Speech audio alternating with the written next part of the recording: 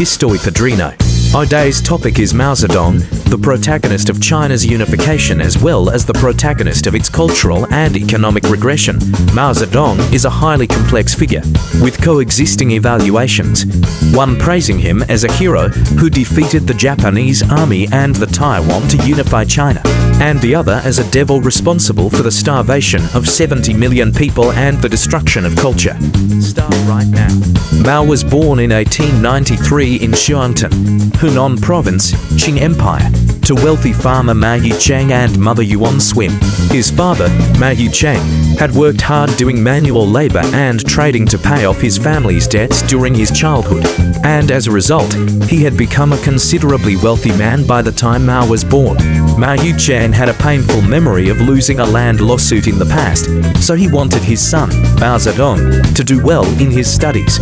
Mao was quite good at studying, but, contrary to his father's advice to inherit the business, he continued his studies. Because of this, my relationship with his father deteriorated. However, Mao Zedong later said that he respected his father's self-made success and missed him. He married a woman named Luo Yixu when he was 14, but since it was a marriage of convenience, he divorced her and ran away from home. Afterwards, he entered Jukeng Middle School in Changsha, and when the Xinhai Revolution, the event that led to the collapse of the Qing Empire, broke out, he joined Sun Yat-sen's Revolutionary Army. He graduated at the top of his class from Hunan Public High School and graduated from Hunan First Judicial University. In 1918, he worked as a librarian at Peking University for 2 years, following his mentor and later father-in-law, Professor Yang Changji. During this time, he read consistently and yearned for communist ideology. Around this time, Mao was attending a philosophy class when he was expelled by Professor Hu. Later, around the time the communist forces entered Beijing during the Chinese Civil War, Mao magnanimously asked him, "Forget the past. I will guarantee your position, so please stay in China." But, he said, the Communist Party cannot be trusted, and went over to Taiwan.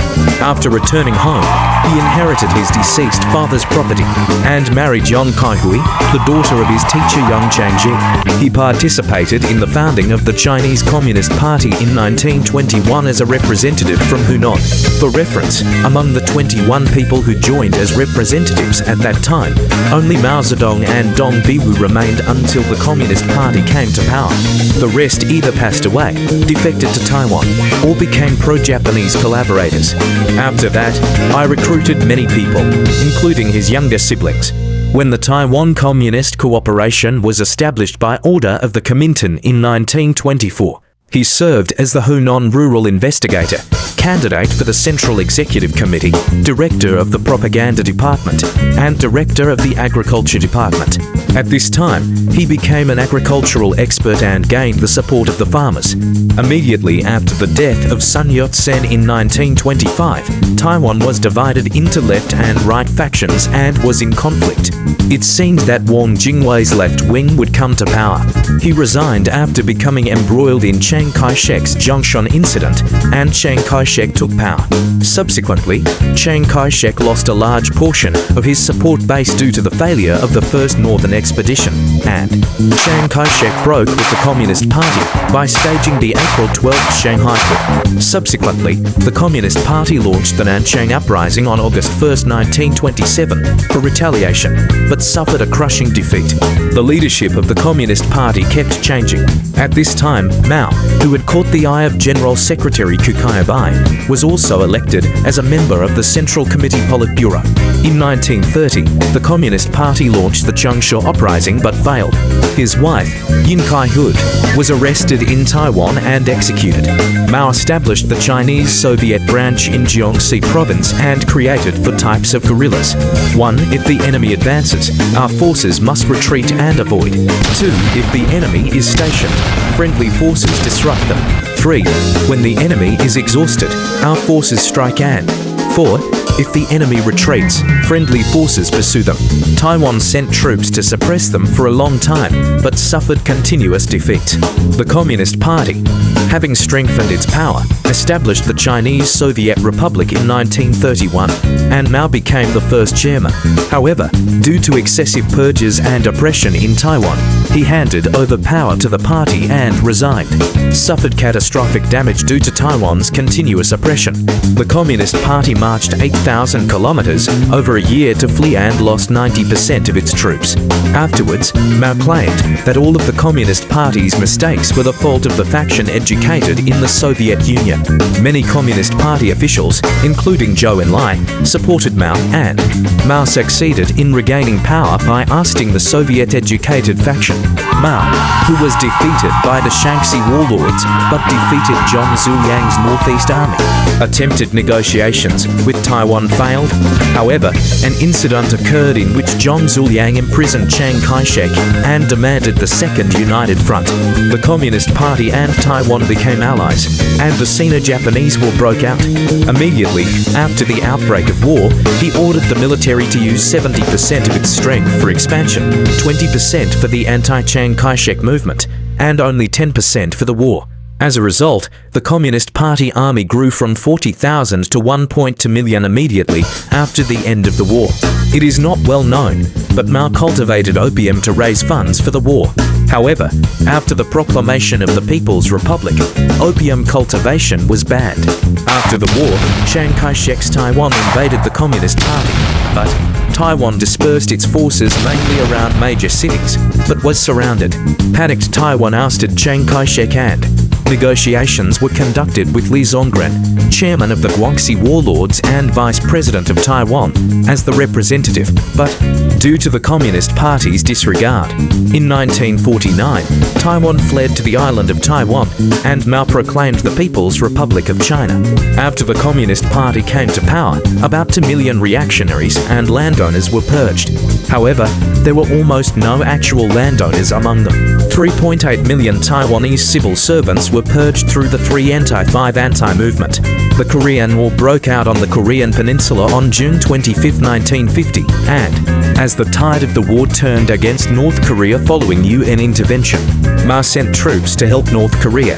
Stalin, who was the General Secretary of the Soviet Union at the time, was a very cautious person because he saw the strength of the United States and the Western world during World War II.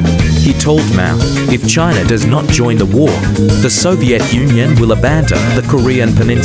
The Soviet Union did not actually participate in the war and only sent a small air force. During the Korean War, Mao's son, Mao Zedong, died in a bombing while eating egg fried rice.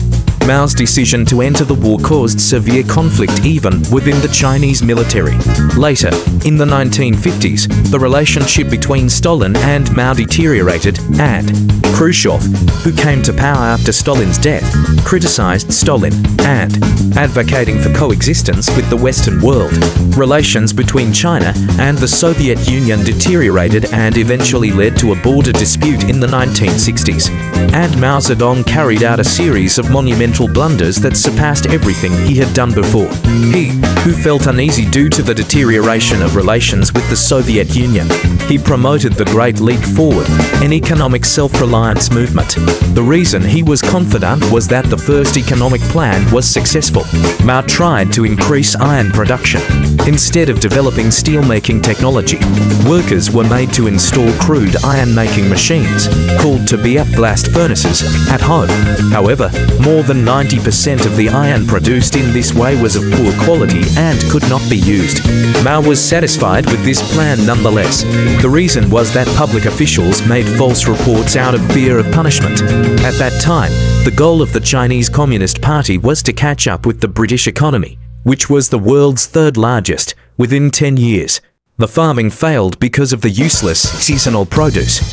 Failing to understand the ecosystem, he exterminated sparrows, saying, "That bird is harmful."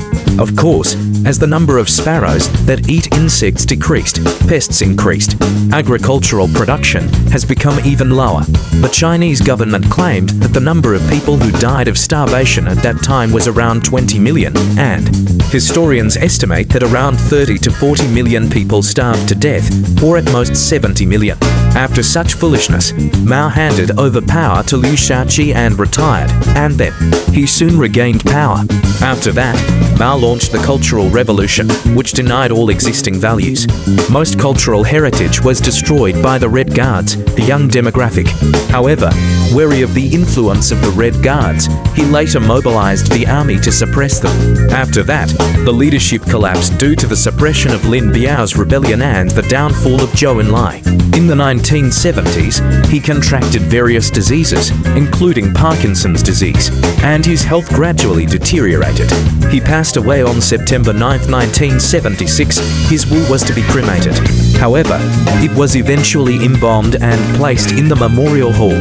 A peasant, a hero of China's unification, and Mao, the incompetent leader responsible for the starvation of 70 million people and the destruction of culture, thus brought his turbulent life to an end. If you enjoyed the video, please subscribe and like.